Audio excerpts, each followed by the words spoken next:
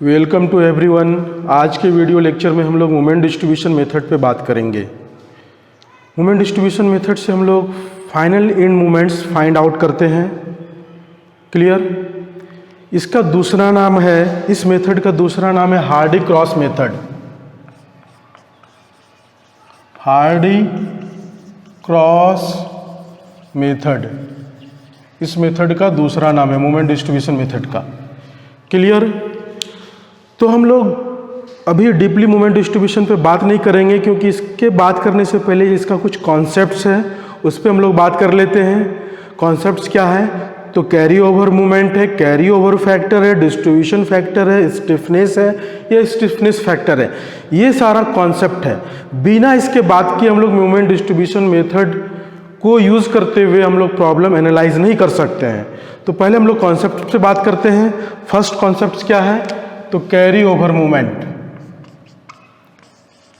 Carry over movement, इसको हम लोग शॉर्ट में COM कहते हैं, कैरी ओवर मूवमेंट। क्लियर। तो पहले हम लोग समझते हैं कि कैरी ओवर मूवमेंट है क्या। क्लियर। इसमें भी दो केस है कि जब हमारा फार एंड फिक्स्ड हो, जब हमारा फार एंड हिंज हो, तब दोनों केस में कैरी ओवर मूवमेंट क्या होगा। क्लियर। क्या होगा उस पर तो हम लोग बाद में बात कर लेंगे। पहले कैरी ओवर मूवमेंट होता क्या है, मतलब किसे कहते हैं, वो हम लोग पहले समझ लेते हैं। तो देखिए एग्जाम्पल के तौर पे कि एक केस फर्स्ट मैं लेता हूं। केस फर्स्ट क्या है? If far end is fixed. अब यहां पे एक वर्ड आ गया फार एंड। क्लियर। ये आपको समझ में नहीं आ रहा होगा फार एंड और नियरर एंड किसको कहते हैं। तो पहले हम लोग यहाँ पे साइड में फार एंड और नियरर एंड समझ लेते हैं। मान लेते हैं इसी के केस के लिए कि ये हमारा फिक्स्ड एंड है और ये हमारा जो है हिंज है या रोलर है। क्लियर। और इस पे हम मोमेंट अप्लाई कर रहे हैं, पहले से मोमेंट नहीं है, अब मैं खुद अप्लाई कर रहा हूं मोमेंट और इसका नाम दे दे रहा हूं M। क्लियर। ये पॉइंट A है और ये पॉइंट B है। ठीक है।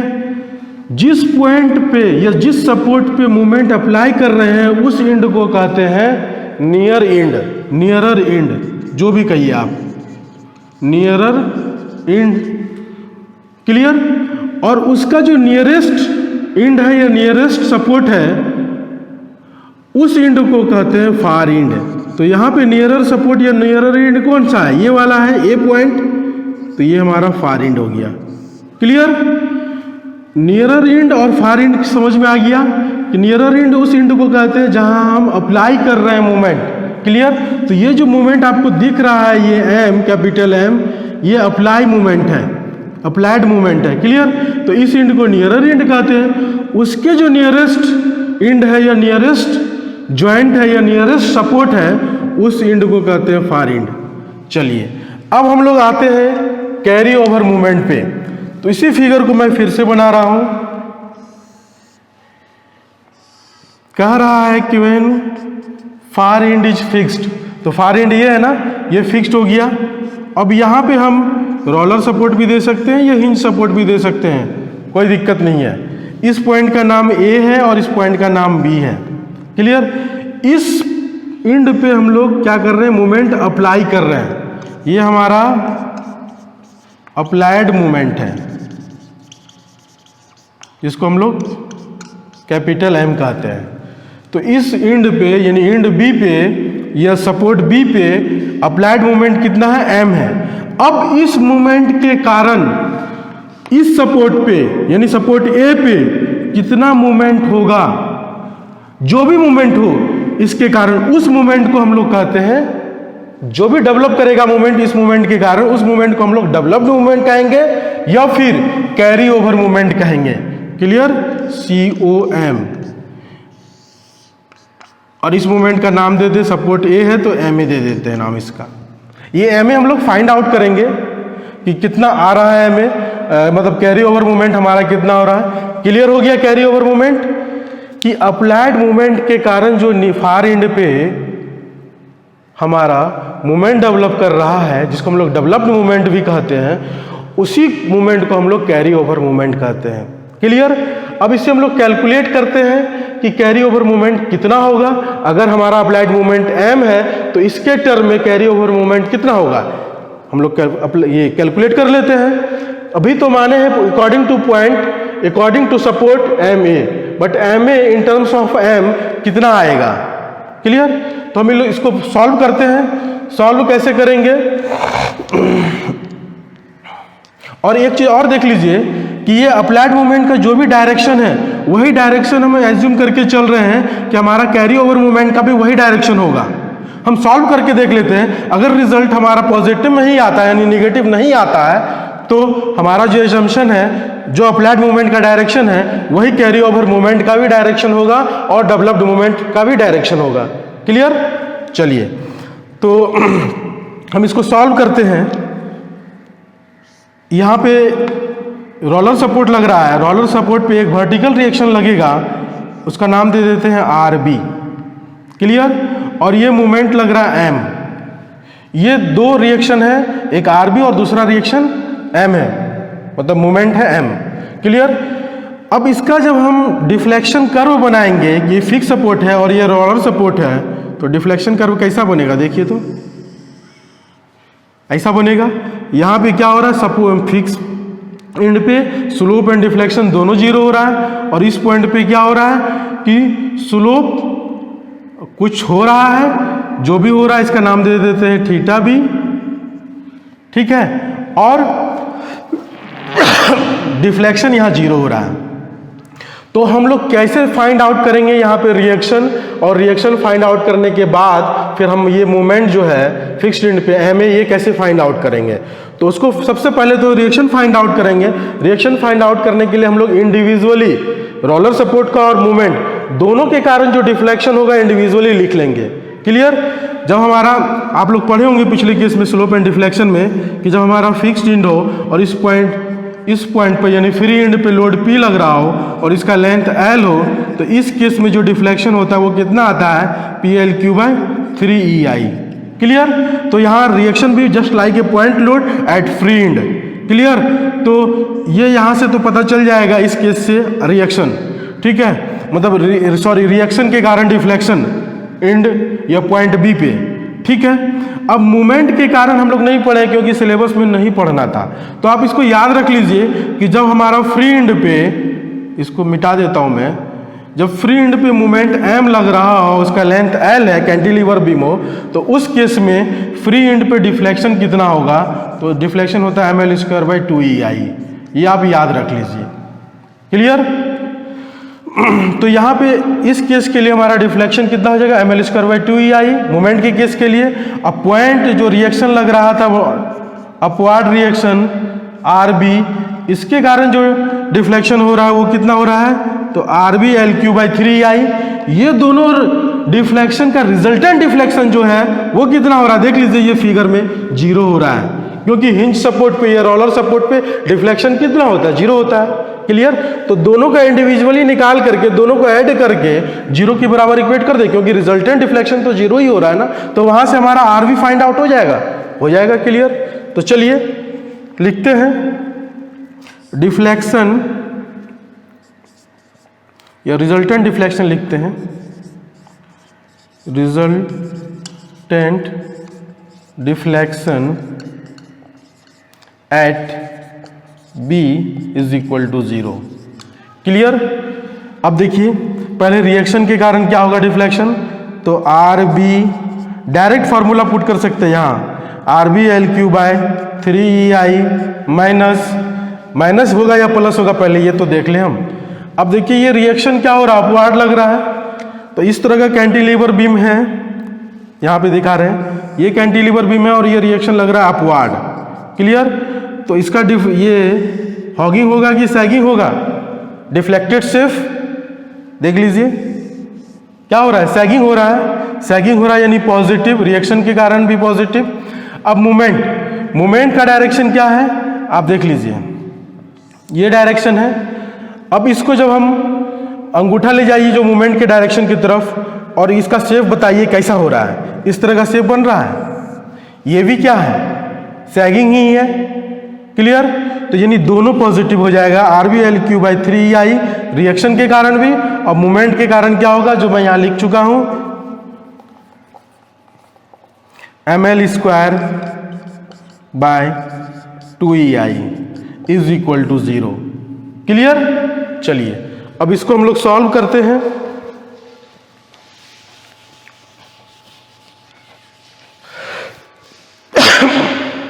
यहां से RB निकल जाएगा, RB कितना आ जाएगा तो देख लीजिए, RbL3/3EI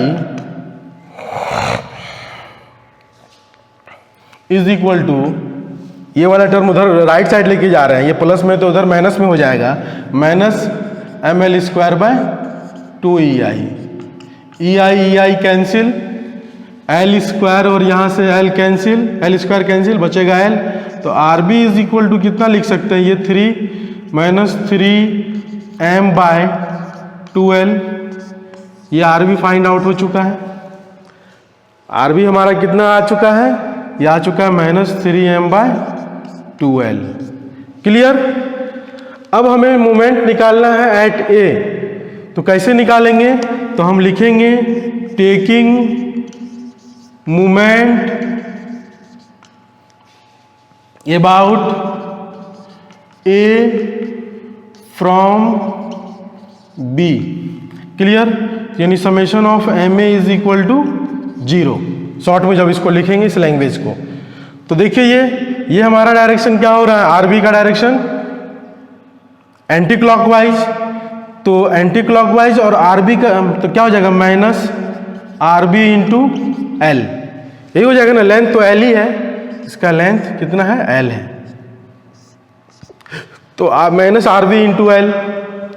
ये मूवमेंट का भी डायरेक्शन एंटी क्लॉकवाइज है, तो ये भी -m हो जाएगा। क्लियर? और इस मूवमेंट का भी डायरेक्शन जो यहाँ पे मैं एज्यूम करके चला हूँ कि सपोर्ट A पे जो मूवमेंट होगा वो MA, तो -MA इज इक्वल टू 0। कोई दिक्कत?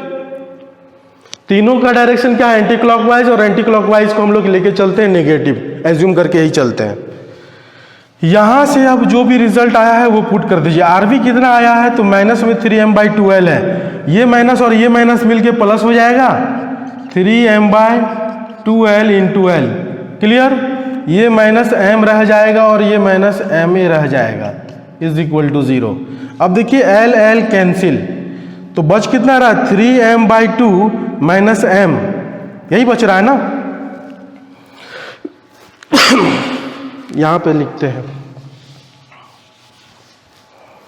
अब इधर से इधर आइए आप, 3m/2 ये यहां बच रहा है, -m, और ये -MA को हम राइट साइड लेके जा रहे हैं इक्वल टू के, तो +MA हो जाएगा। 3m/2 - m कितना हो जाएगा, 3m - 2m divided by 2, LCM ले लिए 2, तो 2 × m, 2m हो गया by 2 is equal to MA। यहाँ से हमारा MA कितना आ जा रहा है, m/2 आ जा रहा है। इससे क्या पता चल रहा है कि हमारा जो डेवलप्ड मूवमेंट है या कैरी ओवर मूवमेंट है, वो जो अप्लाइड मूवमेंट है उसका हाफ हो जा रहा है, हो रहा है ना, m/2। मतलब मान लीजिए अगर यहाँ पे हम 100 किलो न्यूटन मीटर अगर अप्लाइड मूवमेंट अप्लाई कर रहे हैं, तो कैरी ओवर मूवमेंट या डेवलप्ड मूवमेंट क्या हो जाएगा, 50 किलो न्यूटन मीटर। क्लियर? यही बता रहा है ना। तो चलिए हमें फाइंड आउट हो चुका है MA is equal to m/2। तो कैरी ओवर मूवमेंट भी फाइंड आउट हो चुका है। कैरी ओवर मूवमेंट हम समझ भी चुके हैं कि किसे कहते हैं, किस केस के लिए ये फाइंड आउट हुआ है, केस 1 के लिए कि फार एंड इज फिक्स्ड। क्लियर? चलिए ठीक है, अब हम चलते हैं सेकेंड केस के लिए।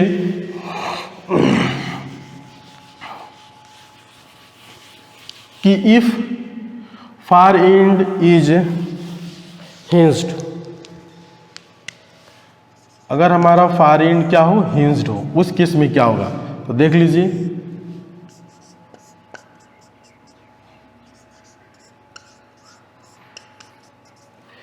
ये पॉइंट ए, इसका नाम दे देते हैं, ए भी तो दे ही चुके थे, इसका नाम आप सी और डी दे दें, ये सी डी। यहाँ ये लग रहा है अप्लाइड मोमेंट, ये एम है, क्लियर। इसका लेंथ ये एल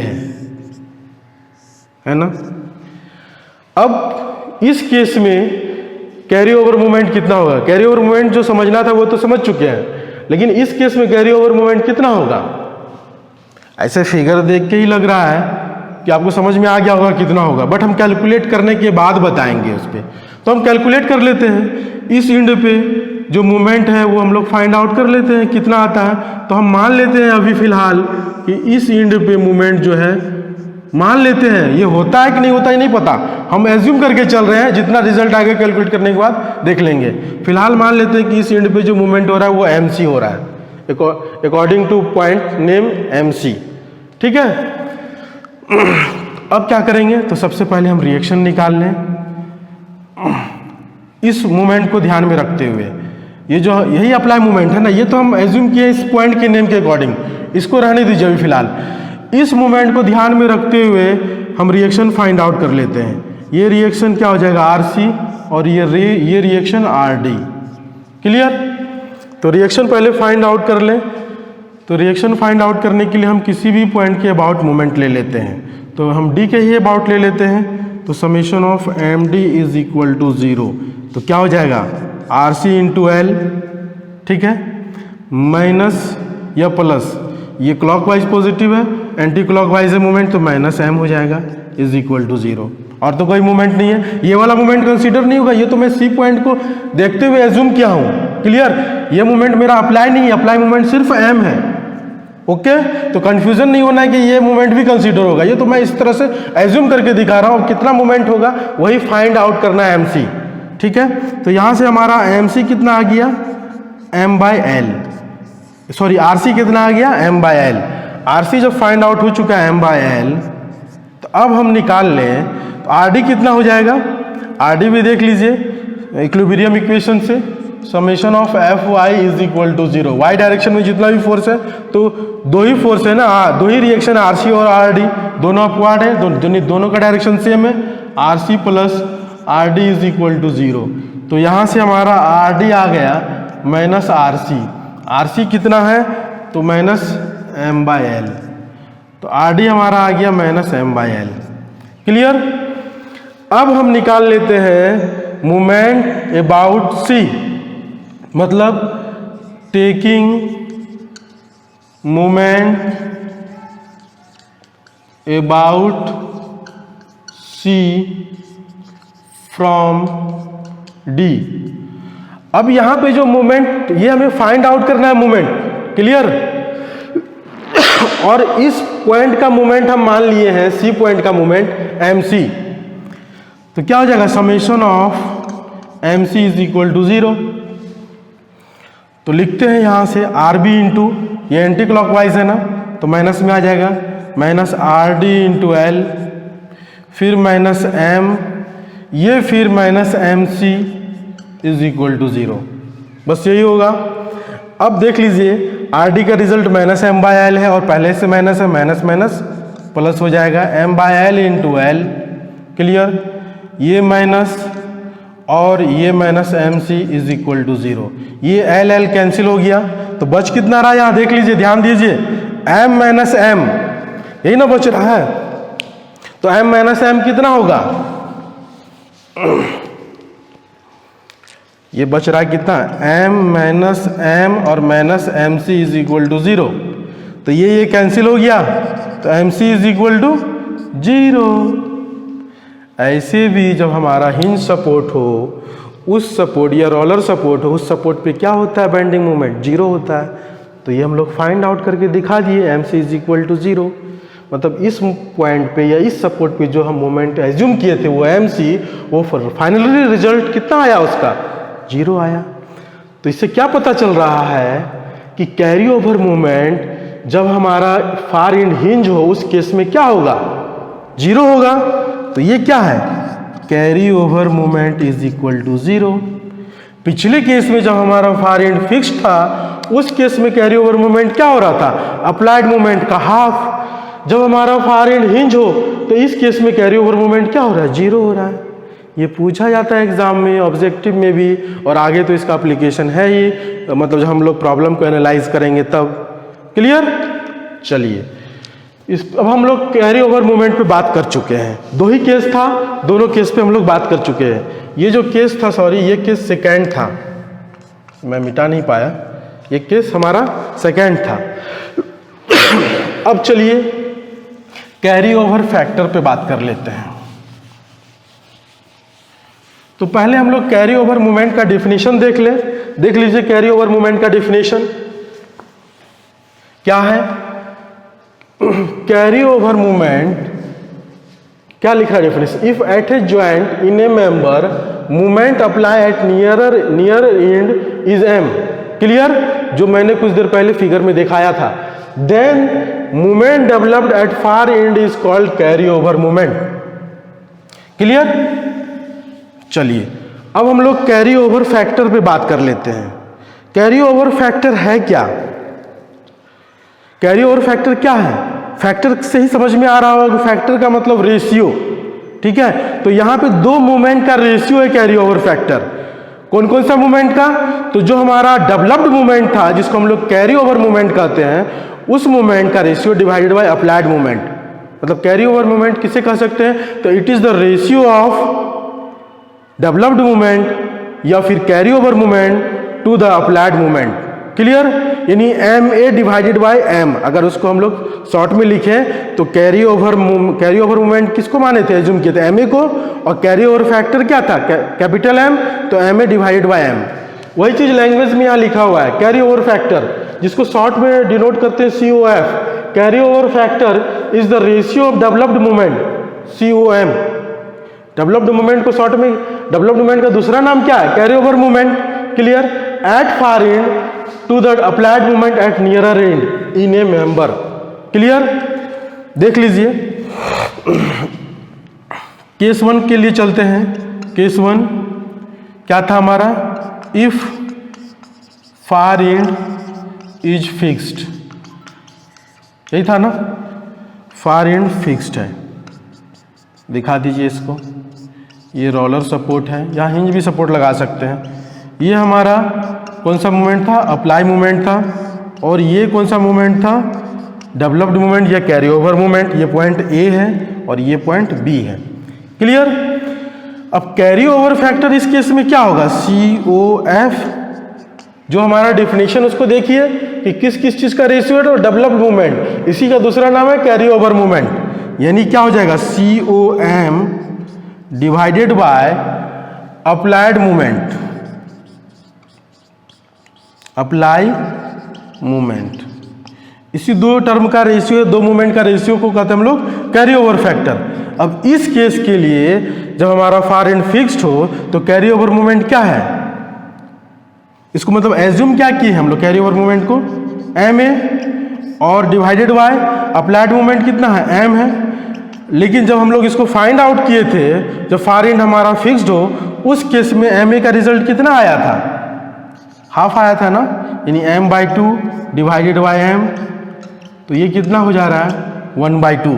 तो कैरी ओवर फैक्टर अगर हमारा फार एंड फिक्स्ड हो, उस केस में कितना आ रहा है रिजल्ट? 1/2 आ रहा है कैरी ओवर फैक्टर। क्लियर? चलिए सेकेंड केस क्या है कि if far end is hinged,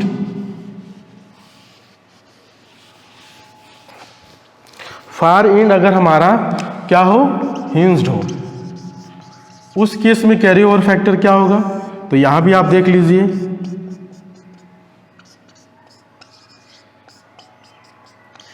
यहां क्या हो रहा था हमारा? अप्लाइड मूवमेंट M था, ये पॉइंट B है, सॉरी ये पॉइंट D था और ये पॉइंट C था। क्लियर? और इस केस में यहां पे क्या हो रहा था हमारा? कैरी ओवर मूवमेंट यानी MC 0 आ रहा था। क्लियर? तो कैरी ओवर फैक्टर क्या हो जाएगा? यानी कि carry over movement divided by applied movement.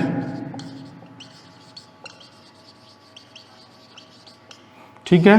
अब कैरी ओवर मोमेंट को हम लोग क्या डिनोट किए हैं यहाँ, MC से, डिवाइडेड बाय अप्लाइड मोमेंट क्या है, M है, और MC का मैग्नीट्यूड कितना आया, पिछले केस में M/2 आया था, और हिंज के केस में कितना आ रहा है, 0 divided by M is equal to 0।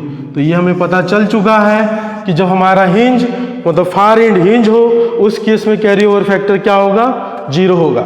और जब हमारा फार एंड फिक्स्ड हो उस केस में कैरी ओवर फैक्टर क्या होगा, हाफ होगा, 1/2। ये ऑब्जेक्टिव में पूछा जाता है। क्लियर, आगे तो उसका यूज है ही प्रॉब्लम में, बट ऑब्जेक्टिव के लिए भी ध्यान में रखना है ये मैग्नीट्यूड डायरेक्ट। तो हम लोग एक बार रिवीजन कर लेते हैं कि क्या क्या पढ़े आज। कैरी ओवर मोमेंट के बारे में जाने और कैरी ओवर फैक्टर के बारे में जाने। कैरी ओवर मोमेंट में भी 2 केस था, कैरी ओवर फैक्टर में भी 2 केस।